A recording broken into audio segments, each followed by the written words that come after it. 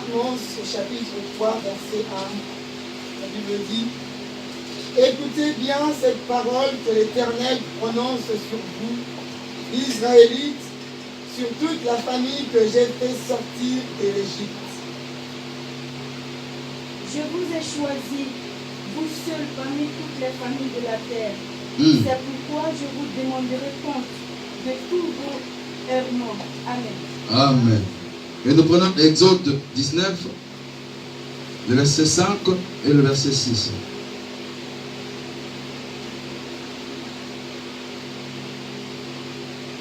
Le verset 5, c'est notre maman Grâce. Et le verset 6, notre sœur Doria. Maintenant, si vous écoutez attentivement ma voix et si vous gardez mon alliance, vous serez pour moi un peuple à part parmi tous les peuples. Amen. Car toute la terre est à moi.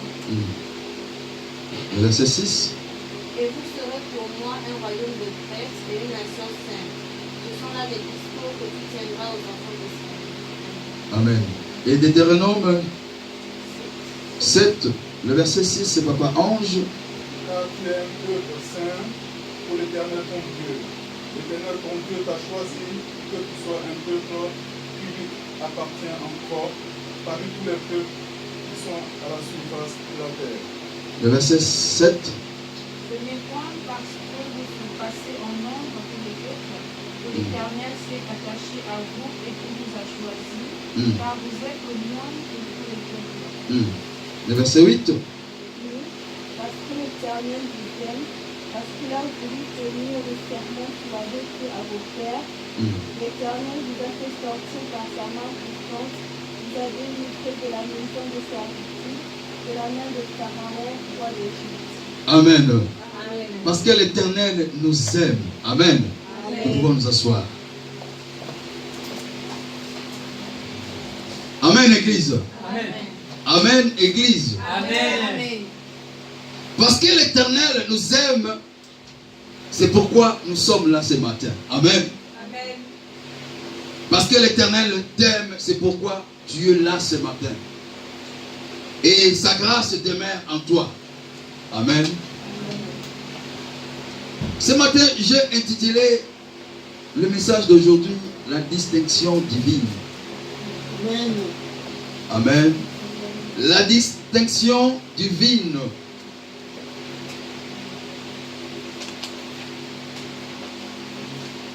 La distinction. Pourquoi la distinction? Parce que Dieu nous a choisis. Dieu t'a choisi. Ce matin, tu es là parce que Dieu t'a choisi. Parce que Dieu t'a appelé à servir. Amen. Dieu t'a appelé à servir. Dieu t'a appelé à chanter à l'église. Dieu t'a appelé à être un protocole. Dieu t'a appelé pour donner les dons. Dieu t'a distingué. Dieu t'a mis à part. Aujourd'hui, la cité d'adoration, Dieu nous a mis à part. Dieu nous a choisis aujourd'hui. Il nous a distingués ce matin. Et quand on regarde la distinction, c'est l'action de distinguer ou de reconnaître ou de faire la différence. Amen. De faire la différence. Dieu fait la différence ce matin.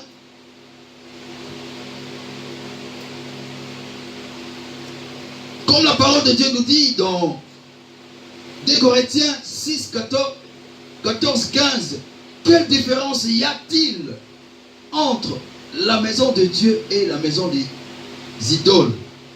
Dieu nous a distingués aujourd'hui pour faire la différence. Dieu nous a séparés du monde, car le jour où tu as reçu Jésus-Christ comme Seigneur et Sauveur, bien-aimé, tu ne fais plus partie de ce monde-là. Tu ne fais plus partie des ténèbres.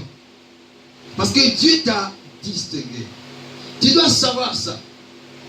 Tu dois mettre ça au profond de toi que Dieu m'a distingué. Alors quelqu'un que Dieu a distingué, bien-aimé, et cette personne-là ne doit pas se conduire comme les autres, comme les gens de ce monde, comme les païens. Aujourd'hui, nous sommes des chrétiens. Nous venons à l'église parce que nous sommes des chrétiens. Amen. Amen. Dimanche passé, nous avons dit, mon Dieu va faire taire ces proverbes. Amen. Amen. Le Dieu va faire taire les proverbes qui circulent pour toi. Si tu es distingué. Amen. Si tu es distingué, et ces proverbes-là sera à plat. Amen. La distinction, on peut le faire de des choses ou de personnes même. Et c'est ce que Dieu nous dit ce matin. Je vous aime. Je vous ai distingué. Comme il dit dans la parole, dans le verset d'Amos, je vous ai distingué vous seuls. Amen. Dieu dit, je vous ai distingué vous seuls. Dieu n'a pas dit, je vous ai distingué vous deux. Non. Amen. Papa Ange, Dieu t'a distingué toi seul. Sans ta femme. Amen. J'aime bien mon frère Esas, comme il dit, les salis étaient individuels. Amen. Dieu nous a distingués tout seuls. Même moi, avec ma femme, j'ai mon ministère. Donc, elle est là pour m'accompagner dans ce que je suis en train de faire. Elle est là pour m'accompagner dans l'appel que Dieu m'a appelé. Amen. Amen. Ce matin, Dieu nous a distingués. Et regarde comment on rayonne ce matin. Regarde comment on est à l'église. Mais ce matin, il y en a aussi qui sont en train de dormir. Mais toi, le matin, tu as mis le réveil. Et tu t'es lavé, tu as mis ta chemise et bien la cravate, tout. Et maintenant, tu es à l'église, bien-aimé. Parce que Dieu t'a distingué. Amen. Amen. Et dans la Bible, quand on regarde dans le livre d'Amos, Dieu a distingué le prophète Amos. Le prophète Amos ne faisait pas des choses comme tout le monde. Si nous lisons la Bible, nous allons voir ça. Il était à part. Il ne faisait pas comme les autres. Il n'était pas dans le truc de religieux, qu'on fait comme ça, on fait comme ça. Non. Le prophète Amos ne prenait pas le péché avec les gants. Il chassait le péché sans gants. Amen. Aujourd'hui, entre nous les hommes de Dieu, entre nous les serviteurs, et il y en a qui chassent le péché avec des gants. Alors je prends des gants pour un peu. Non. Quand tu es distingué, bien-aimé, tu ne dois pas faire comme les autres. Amen. Tu ne dois pas faire comme les autres. Parce que l'autre l'a fait comme ça, moi aussi je fais comme ça. Chacun a son appel. Amen. Dieu a dit, je vous ai distingué vous seuls. Pourquoi vous seuls? Dieu dit encore, parmi le clan de la terre, Dieu t'a distingué. Parmi les hommes de Dieu, parmi les centres, parmi tes parents, parmi tes collègues, Dieu t'a distingué toi seul. Amen. Amen. Dieu dit encore, toujours dans le verset 2, il dit, c'est pourquoi je vous ferai. Amen. C'est pourquoi je vous ferai rendre le compte pour toutes vos fautes. Amen. Bien aimé, c'est pourquoi Dieu fera rendre le compte pour toutes nos fautes. Pourquoi? Parce qu'il nous a distingués. Nous n'avons pas droit à l'erreur, bien aimé.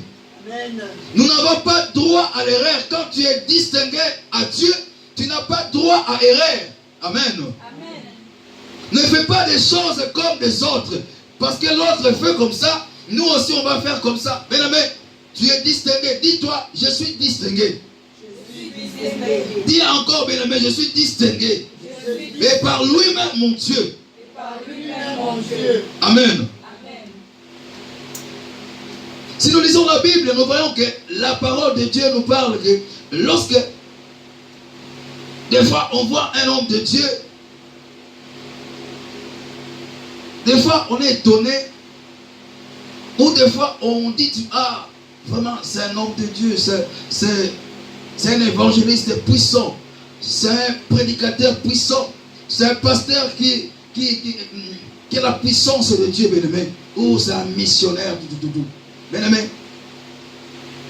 C'est vrai. C'est vrai, tu peux dire ça. Mais c'est que l'Éternel nous demande de ne pas suivre, l'exemple des autres, parce que toi, tu es mis à part, tu es distingué, tu es à côté. Donc, toi, tu regardes l'exemple, toi, tu regardes qu'à Dieu. Tu regardes qu'à Dieu, bien-aimé. Ici dans la Bible, nous voyons le prophète Amos. La Bible nous parle qu'il était sans aucun doute un homme de Dieu. Il était sans aucun doute un homme de Dieu. Quand on dit un homme de Dieu, donc il était vraiment un homme de Dieu. Et ce prophète, il s'est engagé à servir le Seigneur. Et sa manière de vivre reflétait sa consécration. Amen.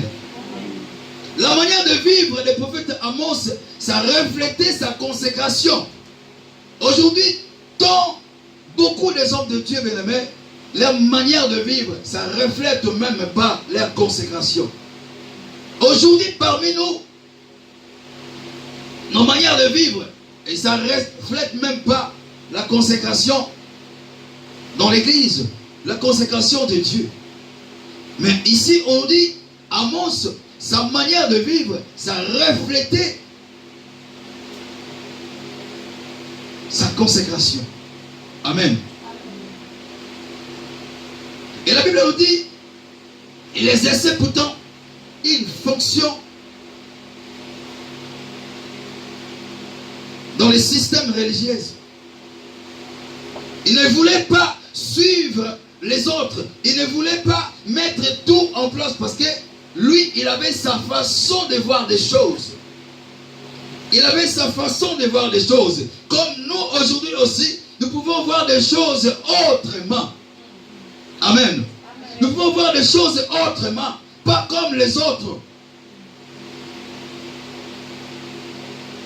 Mais lorsque l'Éternel a appelé Amos, lorsque l'Éternel a donné une vision à Amos, et cette vision c'était pour le servir, lorsque l'Éternel l'envoya pour prêcher en Israël, bien-aimé, Amos a obéi. Amen. Amos a obéi. Il a obéi comme un vrai serviteur. Amen. Il a obéi comme un vrai serviteur. Je répète encore. Amos, il a obéi comme un vrai serviteur. Amen. Amen. Je répète encore. Il a obéi comme un vrai serviteur. Amen. Pourquoi il a obéi comme un vrai serviteur? Parce qu'il a été choisi. Il a été choisi. Il a été distingué. Quand on regarde le plan de la Bible, le plan nous dit Amos a dénoncé le péché sans prendre des gants. Il a dénoncé le péché sans prendre les gants. Bien aimé, nous devons dénoncer le péché sans prendre les gants comme Amos. Amen. Il a dénoncé le péché sans prendre les gants. Il est entré en conflit avec les prétendus chefs spirituels. Mais quand il dénonce le péché sans gants, tu vas être en conflit avec les autres. Tes camarades, les pasteurs, ta famille. Il ne faut pas vouloir de toi. Quand tu dis la vérité, quand tu marches dans la droiture, quand tu ne suis pas les autres, bien aimé, les gens vont te détester. Et c'est ce que nous voyons aujourd'hui, dans le monde actuel, aujourd'hui, même dans les ministères, nous les voyons. Enlever les péchés sans les gants. Et comme nous dit, nous disons dans cette église, les péchés ne doivent pas demeurer dans cette église. Si tu viens avec tes péchés, tu laisses ça dehors là-bas. Quand tu viens ici, tu ne viens pas avec tes péchés. Et à chaque fois quand tu viens, tu laisses dehors. Et dehors là aussi, l'église va attaquer ça. Amen.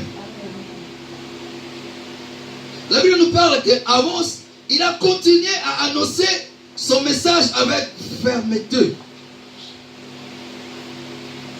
Mais je ne suis pas là pour caresser quelqu'un. Je ne suis pas là pour caresser le péché. Je vois le péché et puis je caresse. Ah non, parce que mon frère Paolo me donne ceci, me donne cela. Non. La chose que mon frère Paolo me donne, c'est à la maison. Amen. Pas à l'église. À l'église, moi je vais prêcher. Je ne suis pas là pour caresser le péché. La Bible nous dit, il a continué à annoncer son message avec fermeté.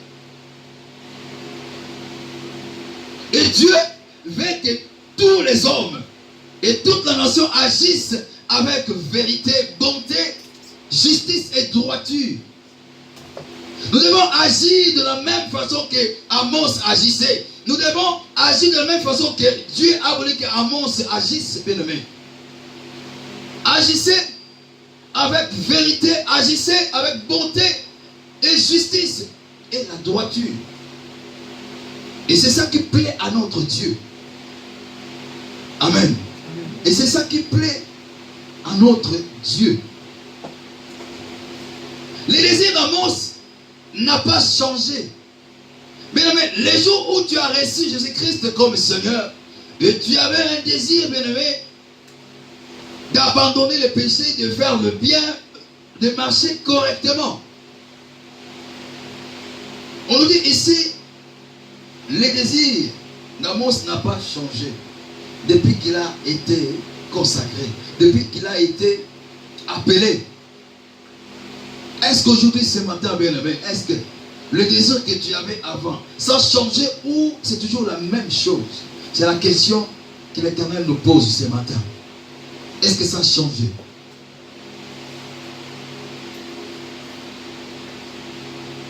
Ce matin, nous avons besoin du courage. Pas n'importe quel courage, mais le courage que le prophète Amos avait. Et ce courage pour s'opposer aux gens qui font le mal. Pour s'opposer aux gens qui peuvent nous effrayer. Amen. Nous devons avoir ce courage-là comme le prophète Amos haï.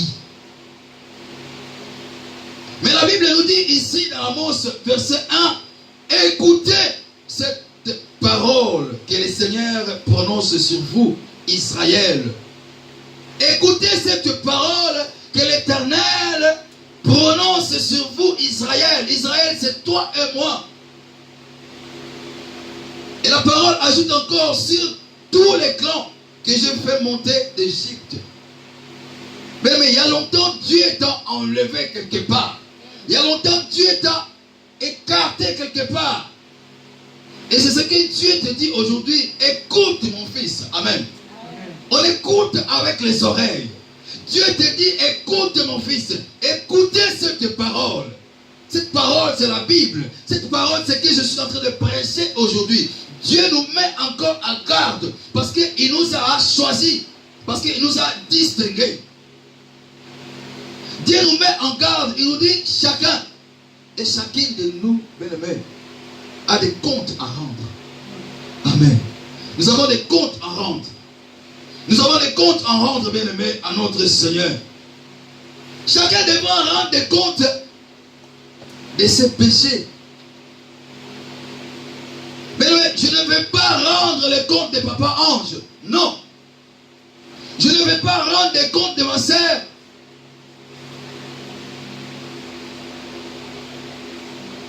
Sandra. Amen. Amen. Je ne vais pas rendre des comptes de mon frère Joveline. Frère Michael. Amen. Chacun de nous doit rendre ses comptes à Dieu. Chacun de nous doit rendre ses comptes à Dieu. Moi, je ne vais pas être là pour être jugé pour quelqu'un. Je suis là, Dieu m'a envoyé. Dieu me donne la parole. Je viens prêcher. Je donne à tout le monde. Et que chacun de nous prenne cette parole-là pour mettre en pratique, bien aimé. Et quand on fouille encore la Bible, on voit que la Bible nous dit que lorsque ceux qui rejettent le Seigneur semble réussi. Semble réussi dans la vie. Mais c'est toujours nous les chrétiens qui envient ces gens-là. Amen. Et c'est toujours nous les chrétiens qui envient ces gens-là. Mais l'Éternel nous dit quoi? Ne les enviez pas. Ne les enviez pas, parce que leur sort, c'est avec Dieu. Amen. Ils vont rendre des comptes. Tu ne sais pas comment il a trouvé l'argent. Tu ne sais pas comment il a réussi. Amen. C'est lui-même qui va rendre les comptes à son Dieu. Mais ce que nous les chrétiens, nous devons faire, bien-aimés, nous devons se souvenir que notre Dieu est puissant. Notre Dieu peut faire. Notre Dieu peut agir. Il agit à sa manière. Il agit à son temps. Il suffit juste de mettre les genoux. Il suffit juste d'avoir confiance en lui et tu verras combien Dieu agira dans ta vie. Amen. Amen. Nous parlons de l'écoute dans le verset 1. Écoutez, nous parlons de l'écoute. Et quand on parle de l'écoute, on voit directement l'oreille. On n'écoute pas avec les yeux. On n'écoute pas avec la main. Mais on écoute avec les oreilles. Amen. Parce que les oreilles nous aident à écouter les sons. Les oreilles nous aident à capter les sons. Les oreilles nous aident à analyser les sons. Amen. Aujourd'hui, on était là, on joue. Mais, quelqu'un qui a l'oreille. Amen. Quelqu'un qui a l'oreille. Je ne sais pas si vous avez remarqué, derrière là, je faisais toujours comme ça, je vais dire non. Parce que j'entendais, c'était pas ça. Des fois, il était un peu de l'autre côté. Amen. Amen. J'entendais quelque chose. Mon frère change un peu le tempo parce que ça ne va pas. Donc l'oreille nous permet à capter les sons. L'oreille nous permet à analyser aussi les sons. Amen. Amen. Mais tandis que nous avons l'oreille physique comme nous sommes là. Mais aujourd'hui l'Éternel nous demande à avoir l'oreille spirituelle. Amen. Quand tu as l'oreille spirituelle, bien-aimé, tu ne feras pas des choses comme les autres. Amen. Amen. Amen. Amen. Et quand on regarde, l'oreille est constituée, bien-aimé, de 3 parties. Il y a l'oreille externe, il y a l'oreille moyenne qui est le tympan, et il y a l'oreille interne qui est reliée au cerveau. Amen. Et c'est ce que l'Éternel demande d'avoir, l'oreille interne. L'oreille interne. Et c'est ça qui est le plus important pour nous les chrétiens. Mais Dieu nous demande, étant enfant, étant fils, de ne pas porter les oreilles physiques, mais de porter les oreilles spirituelles. l'écoute que Dieu nous parle aujourd'hui dans la Bible. C'est l'écoute de Dieu. Nous devons écouter Dieu. Si nous lisons les proverbes, nous allons voir que Dieu parle. Écoute mon fils, écoute mes prescriptions, écoute ceci, comme ça, comme ça. Dieu nous parle toujours, écoute, écoute, écoute. Nous devons savoir écouter Dieu. Nous devons savoir écouter les instructions de Dieu. Nous devons savoir écouter la parole de Dieu. Amen. Si nous avons les oreilles spirituelles. Et pour écouter Dieu, ses instructions et sa parole, il faudrait avoir cette oreille-là que nous demandons. Et pour exemple, nous pouvons lire 1 Samuel 3, le verset 4 à 7. La Bible nous dit, alors l'Éternel appela Samuel. Alors l'Éternel appela Samuel. Il répondit, mais voici. Le verset 7 nous dit, et il courut vers Élie et dit, mais voici car tu m'as appelé. Et Élie répondit, je n'ai point appelé, retourne te coucher. Et il alla se coucher. Le verset 6 nous dit, l'Éternel appela de nouveau Samuel. Et Samuel se leva, alla vers Élie et dit, mais voici car tu m'as appelé.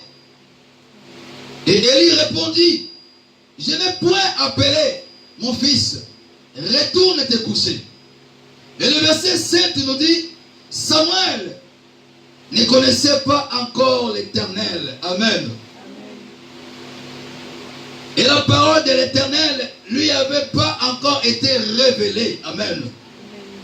Samuel n'avait pas encore l'écoute spirituelle. Samuel n'avait pas encore les oreilles spirituelles. Car c'est Dieu qui l'appelait. Mais Samuel pensait que c'était Élie qui l'appelait. Amen. Aujourd'hui parmi nous aussi, Dieu nous appelle. Aujourd'hui parmi nous, Dieu nous parle. Mais des fois, nous pensons que c'est Papa Timothée qui parle. Amen. Amen, Église. Amen. Dieu te parle, mais comme c'est sorti de la bouche de frère Esdras, je te dis, ah, ça c'est frère Esdras. Amen. Dieu te parle, mais comme c'est sorti dans la bouche de Doria, et tu dis, ah, ça c'est Doria. Mais Dieu te parle. C'est pourquoi il faudrait avoir les oreilles spirituelles. Amen. La Bible nous dit dans le verset 7, Samuel ne connaissait pas encore l'Éternel. Mais si tu veux demeurer dans la présence de Dieu, comme tu es venu aujourd'hui, bien-aimé, tu dois connaître ce Dieu-là. Tu dois connaître ton Dieu, tu dois connaître ton Père. Tu dois connaître la voix de ton papa. Aujourd'hui, quand, par exemple, si ma fille pleure là-bas, je vais savoir que c'est ma fille. Amen. Amen. Et quand tu demeures dans la présence de Dieu, quand tu es intègre, bien-aimé, tu vas comprendre que ça là, c'est Dieu qui est en train de parler. Amen. Ne prenons pas des choses à la légère, bien-aimé. Quand quelqu'un parle, bien-aimé, il faut bien écouter. Il faut bien écouter, bien-aimé. Il faut bien écouter. Dieu peut parler au travers d'un fou. Amen. Amen. Il faut savoir écouter.